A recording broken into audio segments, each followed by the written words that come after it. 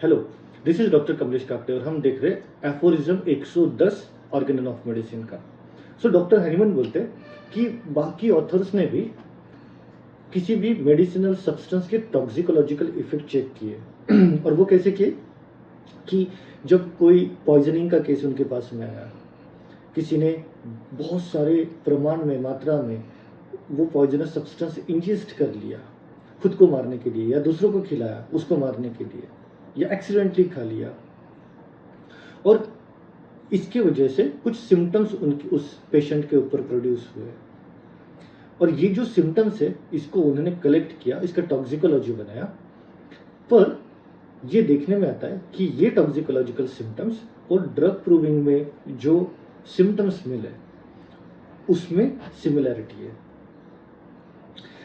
इन बाकी ऑथर्स ने ये जो सारे सिम्टम्स है वो पॉइजनिंग और टॉक्सिकोलॉजी इसके लिए उन्होंने रजिस्टर किए, उसको देखा, ऑब्जर्व किया, बट उनको नहीं पता था कि ये जो पॉइजनस सिम्टम्स है उस मेडिसिनल सब्सटेंस का, ये उसी तरीके के सिम्टम्स जब नेचुरल डिसीज में मिलते हैं और वो सेम सब्सटेंस हम देते हैं तो उसी तरीके के सिम्टम्स उस डिसीज को ठीक कर सकता है।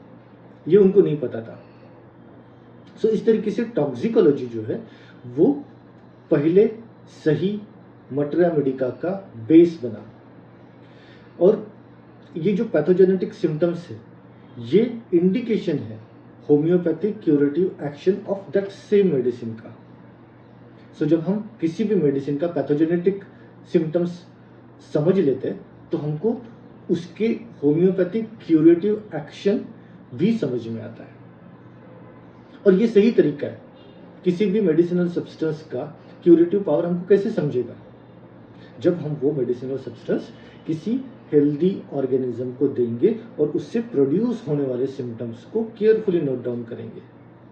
यदि हमने लॉजिकल एक्सप्लेनेशन दिया किसी भी मेडिसिनल सब्सटेंस का, उसका स्मेल, टेस्ट, अपीयरेंस या केमिकल एनालिसिस, इसके ऊपर से कुछ लॉजिकल एक्सप्लेनेशन दिया और सोचने की समझने की कोशिश किया कि इसका एक्शन कैसा रहता होगा, ये साइंटिफिक नहीं है।